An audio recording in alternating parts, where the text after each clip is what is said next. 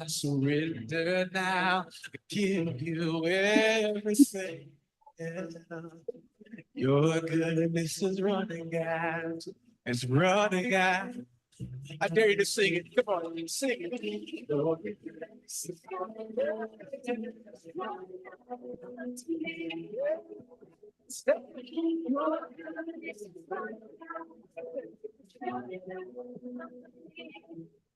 With my eyes laid down, I surrender.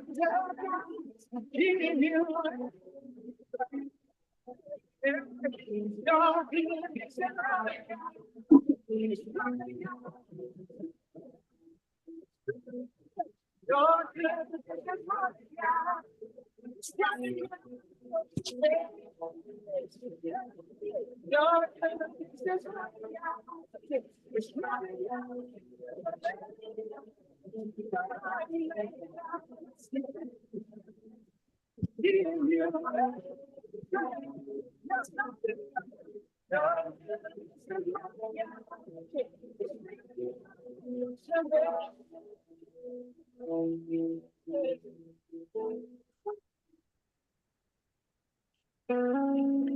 All my life you have been faithful. All my life you have been so, so good. With every breath that I am able, I will sing of the goodness of God.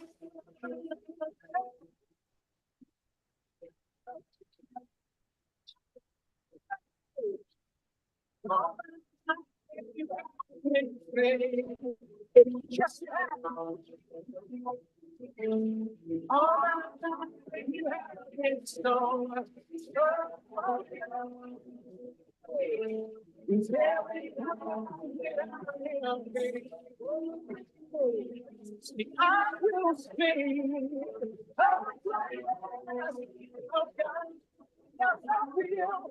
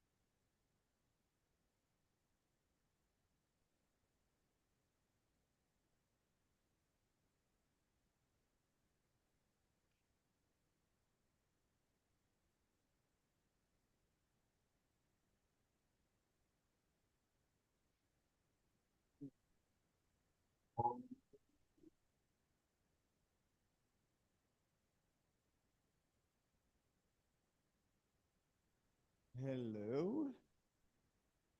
Oh, nice to see you. Yeah.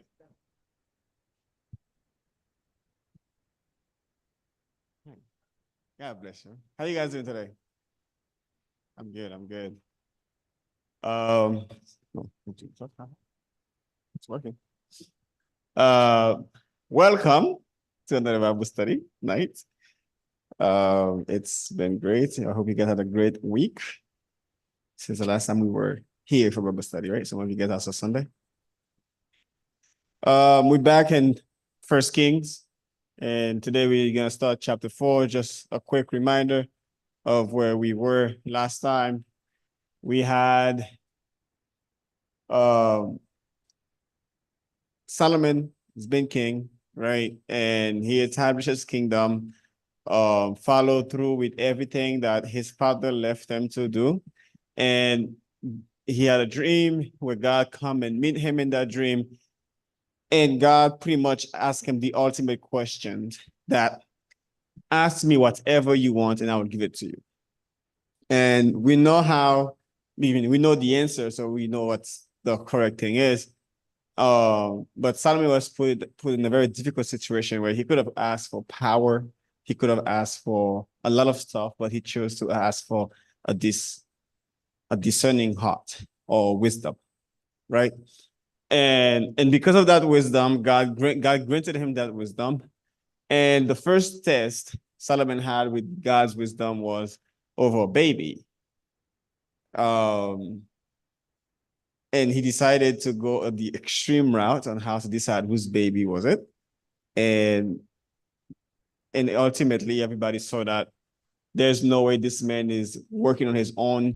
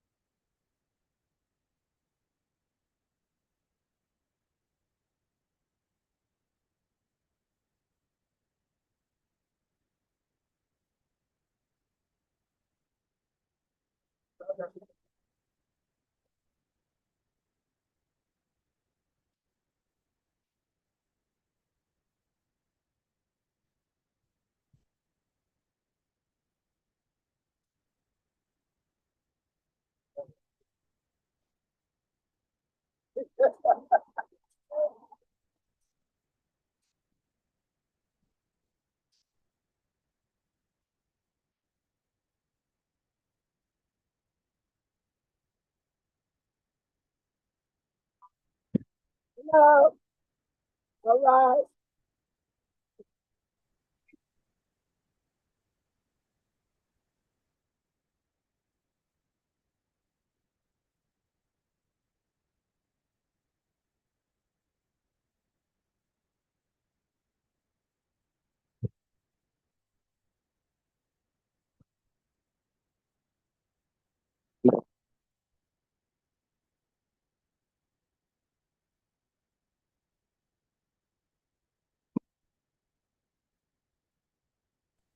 So King Solomon ruled over all Israel, and these were his chief officials: Azariah, son of Zadok, the priest; Elihoreph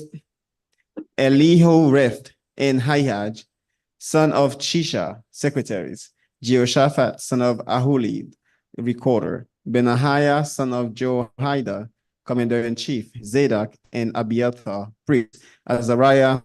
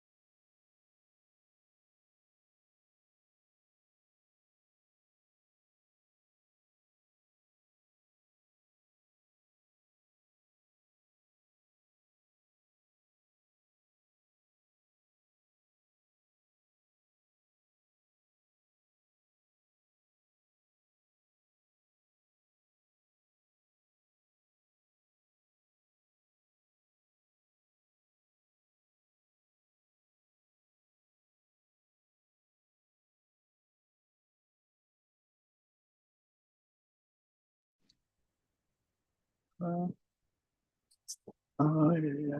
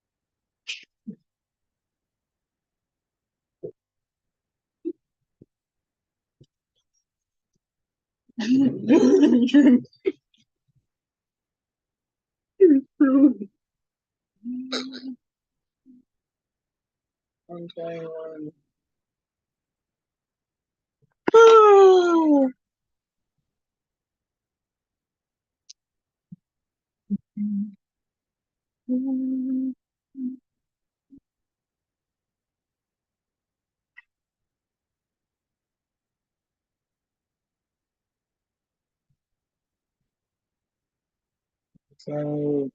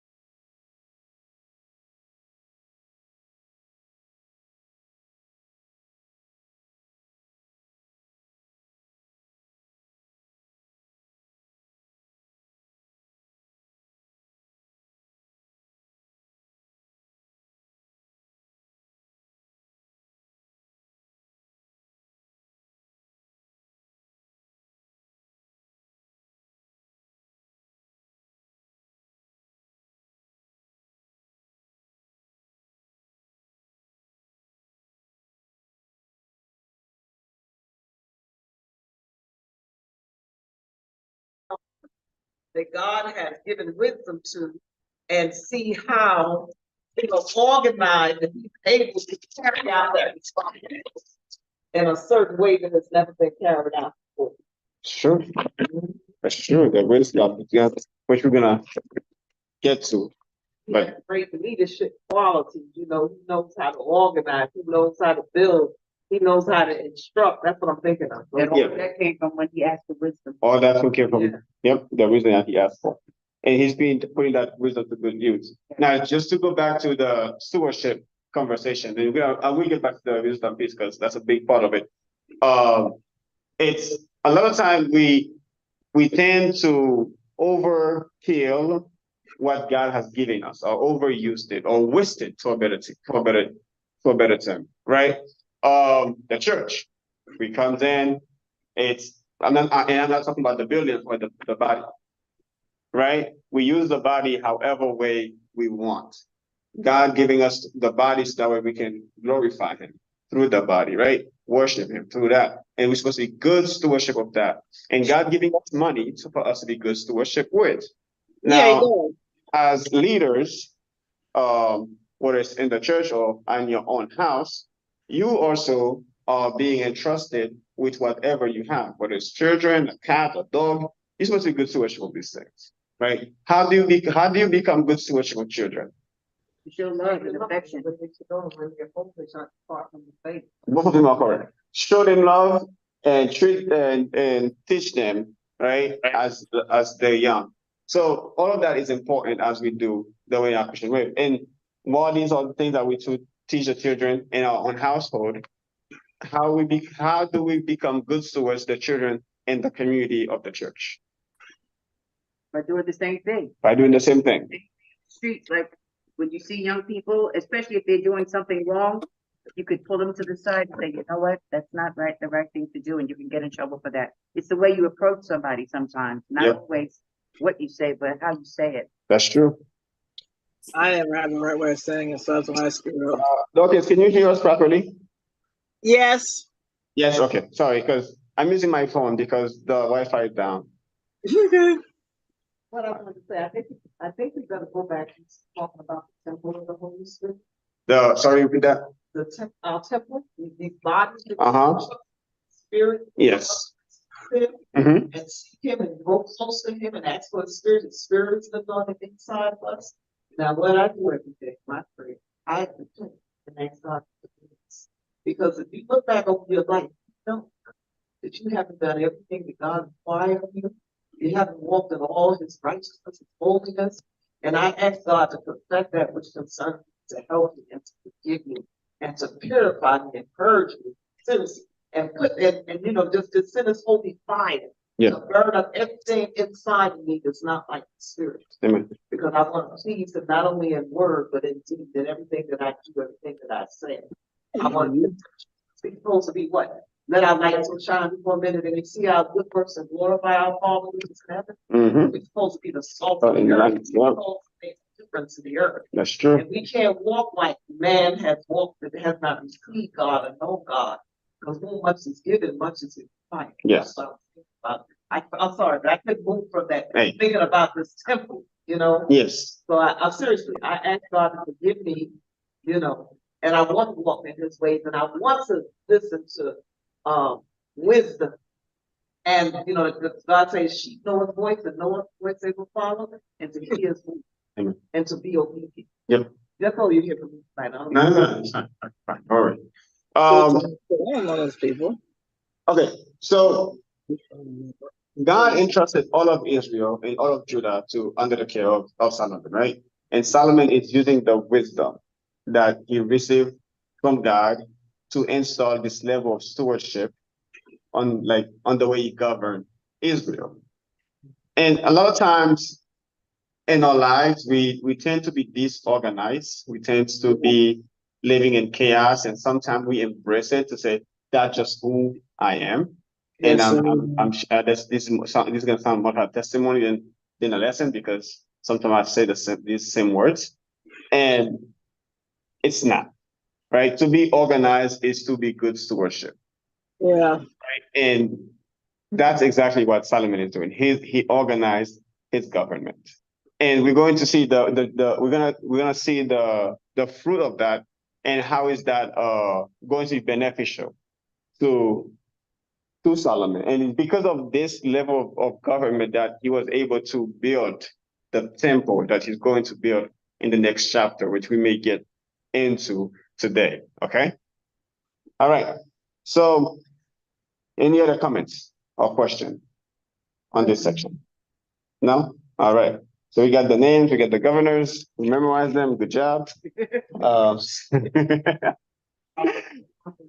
Yeah. Yeah, I noticed that too, because I saw the movie. So I was Oh. saying, wow, yeah. One has Oh, written in- actually, before we get there, so Number 8, we start that way. oh yeah. I don't know anything about the name, but sure. Solomon had, and there's something. Each one had to provide supply for 1 month in the year, right? Through the house, through the royal family. And I've read a lot of commentary. I'm like, why would each one have to provide one a month?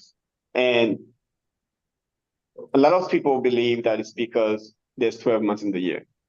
And I would fight back to say, I don't think that's true. Now, I know, the right, like, why would I fight against commentators, people who've done their research? Because the 12-month calendar, I don't believe existed at that time. It didn't. Right? So it had nothing to do with 12 months, with the 12-month calendar. So if you're reading this, don't read it as in January, this was this month, February, no. In fact, I think it more has to do with the tribes, right? The tribes of Israel, the 12 tribes of Israel. So each tribe is responsible to serve the house of the king for 1 month at a time. All right. So then they will repeat the cycle. And when you read, that's the one thing when it comes to the Bible, when you read it, don't just read it to the context of today. You have to read it to the context of when it was written or when the story was happening. Okay? We got that? All right, cool. I just wanted to clarify that because if you're gonna read commentators, it's gonna sound like each one covers a month in the whole year cycle. And I'm like, that's not true. That's not true. Because the 12-month cycle was not yet installed. Right. All right. At 13 months, 28 days. Every year. Yeah, that's true. All right. So the next sections, we're gonna ask somebody to read from 20 to 28. Yes. The people of Judah and Israel. The people of You're good. what's the verse? 29, the 20th verse. What Bible is that? Oh, this is the King James, I think. Okay. No, No, the New International Version. go ahead. The people of Judah and Israel were as numerous as the sand on the seashore. They ate, they drank, and they were happy. And Solomon ruled over all the kingdoms from the Euphrates River to the land of the Philistines, as far as the border of Egypt. These countries brought tribute and were Solomon's subjects all his life. Solomon's daily provisions were 30 cores of the finest flour and 60 cores of meal, 10 head of stall-fed cattle, 20 of pasture-fed cattle, and 100 sheep and goats, as well as deer, gazelles, roebucks, and choice fowl. For he ruled over all the kingdoms west of the Euphrates River, from Tipsah to Gaza, and had peace on all sides. During Solomon's lifetime, Judah and Israel from Dan to Beersheba lived in safety, everyone under their own vine and under their own fig tree. Solomon had 4,000 stalls for chariot horses and 12,000 horses. The district governors, each in his month, supplied provisions for King Solomon, and all came to the king's table. They saw to it that nothing was lacking. They also brought to the proper place their quotas of barley and straw, and for the chariot horses and the other horses. Right. So before we even get into the whole picture, we're gonna stick into the very first verse in that section, which is verse 20. It says, the people of Judah and Israel were as numerous as the sand. Where have we heard that? Oh, God said that. So That's local. not really. God said that when and what was happening. All right, somebody please read Genesis 22, Yeah. verses 17. We're going way back. If you 22 verse 17, you find it, just go ahead. Yep. You did not get it, John. All right. I will surely bless you and make your descendants as numerous as the stars in the sky and as the sand on the seashore. All right. So who was he speaking with? Abraham. And what happened before that? A little Bible test here, a little trivia, huh? What happened that God made this promise to Abraham? It's a very famous story. Father of many nations, he made him the father. Right. He promised him to make he promised to make him the father of the nation. The aborted sacrifice of Isaac. The beauty of your topic, right, John? Okay.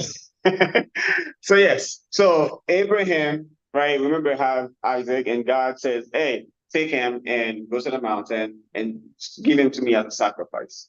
And Abraham carried Isaac all the way up to the mountain, and Isaac on the way, I'm guessing probably like, "Daddy, where's the lamb?" Right? And Abraham keeps saying, "God's going to provide. God is going to provide." Right? With faith, he continues to go there, and to the point where he was ready to strike down his own son, until the voice of the Lord came to him and said, "Abraham, stop." Right? And God provided a lamb, and the angel continued to speak to Abraham and say, "Because you have done this and I've seen your faith, I will make you a father of great nations. I will give you children just as numerous as the sky, as the stars in the skies, and as the sand on the shore." Right? And we see this happen, and we know the story of Abraham and Sarah, how like the struggle to even have children. Now, how is this going to happen when he pretty much have one and a half or two, depending on how you count them? Why is that going to happen? And this promise there is a little reminder that God's promise never fails, right? God's promise always comes true. It may not be in our time, but in His time, it always stays true. And even like years, thousands of years later, we're seeing that the people of Israel, right, is now being as numerous as the sand and the seashore, right? And that's the promise that God made to Abraham long, long time ago. And now somebody else gets to benefit that, but these are still children of Abraham, right? That's why we have the beautiful Sunday school covers. Father Abraham had many. There used to be many sons. Now we change the lyrics to many kids, right? Because I am one of them. Because we don't. Yes. All right. So this right here, I just wanted to just take a look back to the Genesis to show that sometimes, even though we're reading at a certain time, there are things that God have already spoken into existence before we even get to see it. And sometimes we may forget that ever happened, right? And God spoke this into existence. Now let's get back to Solomon. That's how much people he was governing over, which explains to you why he had to do why his wisdom was wise for to govern this land when he was doing it. And through and this section really is giving you like a picture of his most of his reign. All right. It's not one period of his reign, but a picture of almost all of it, like on average. Most of his reign, there was peace. There was on every corner, right? There were the God provision for not just Solomon, but for all Israel was great. There was food, everything was working in order, people had jobs, whatever that they needed, they were surviving, and God take care of them, and God always takes care of his people, Yep. right? God always takes care of his people. Um, Solomon spent most of his life, most of his reign, doing everything by obedience, No, he didn't. by obedience and with the wisdom that God has given him. And because of that, he was rewarded with such a very, In a great manner. yeah, Wow. huge reward, right? And understand this. If we go back to the dream, to the question that God said, I mean, to the opportunity that God gave Solomon was, ask anything, right? And I will give it to you. He could have asked for all of these. And God says, since you did not ask for that, and you asked for a discerning heart instead, I will give you a discerning heart and all of these things. Wow. Right, will be added. I would make you very wealthy. I'll make you like a leadership power. You're gonna get all of this under, like, I will trust you with all of that. And God, it's just a quick reminder how, like, we can see a promise of God both with Abraham from thousands of years ago and with Solomon from just a few nights ago, right? Maybe not a few nights, but you get the idea. It's like God's promises always come on its own, on God's own timing, not on our own timing. What other part am I missing here? Try to summarize this as long as I could. I mean, the numbers of gazelle and horses, as wonderful as they were, I don't think they is that important to the story. With the fact that he had 4,000 stalls for carrying horses, with 12,000 horses. I mean, that's right then and there. So he must have had an army. I mean, Oh yeah, because to ride those horses, those chariots had to be filled with. right, yeah. Oh, you see how smart I'm getting? Going down the track.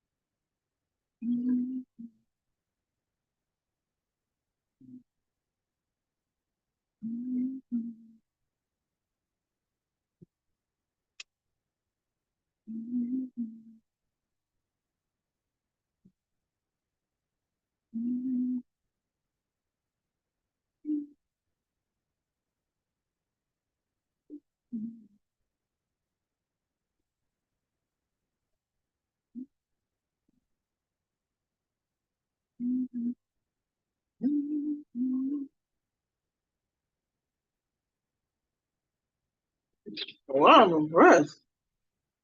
Where are we?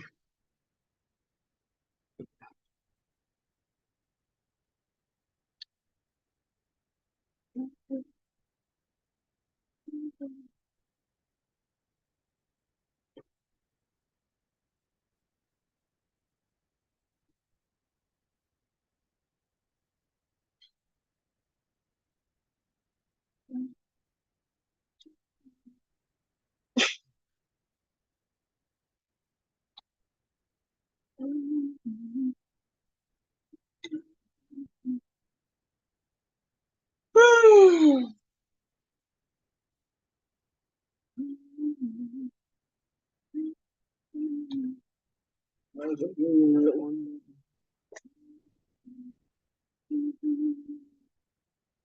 What's all this?